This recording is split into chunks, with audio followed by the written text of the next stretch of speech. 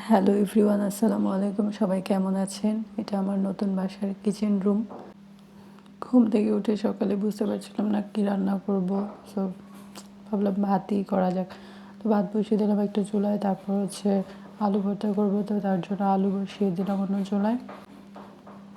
বাজার থেকে কলমি শাক নিয়েছিলাম আগেই, তারপর সেগুলো একটু কুটে এখন ধুয়ে নিব।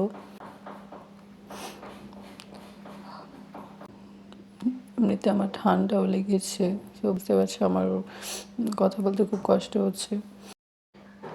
একটা বাসা চেঞ্জ করা যে কতটা কষ্ট এবং ঝামেলার, অবশ্যই আপনারা বুঝেন। আপুর অফ থাকাতে আপু সারাদিনই কাজ করেছে, আমি আবার অফিস করে বাসায় বাকি কাজটুকু করেছি। দুই বোন অনেক টায়ার্ড হয়ে গেছি। সো কোনো রুমই এখনও ভালো করে গোছানো হয়নি, যাও যেভাবে এনে রেখেছিলাম সেভাবেই আছে।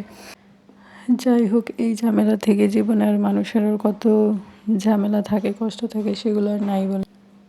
এবার কিছু মরিচ এবং পেঁয়াজ রসুন কেটে নেব।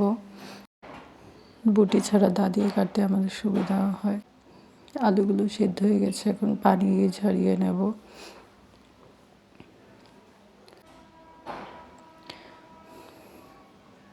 শাকটাও প্রায় হয়ে গেছে। কলমি শাকটা খেতে এতটা ভালো লাগে না, তবে আমার শাক বা আলু ভর্তা বা যাই হোক সব কিছু আমার রান্না করতে ভালো লাগে। কিন্তু তেমন হাতে সময় থাকে না অফিস করার কারণে। এদিকে ভাতটাও হয়ে গেছে।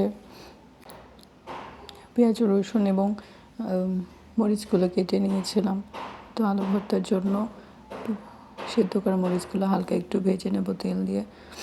তারপর কিছু কিছু পেঁয়াজও ভেজে নেব আলু ভর্তার জন্য।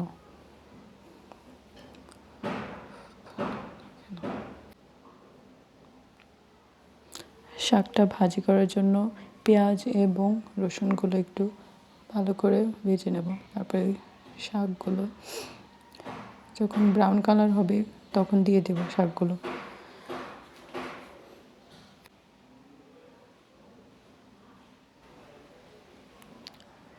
ফাইনালি শাকটা রান্না হয়ে গেল।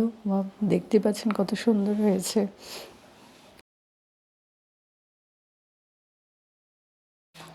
এবার করব আলু ভর্তাটা। তো মরিচগুলো সামান্য লবণ দিয়ে একটু কষলে নেব। তেল দিয়ে ভাজা পেঁয়াজ মরিচ দিয়ে আলু ভর্তাটা আমার অনেক ভালো লাগে। আলু ভর্তাটা বরাবরই আমার ভালো লাগে যখন সেটা গরম গরম ভাত দিয়ে।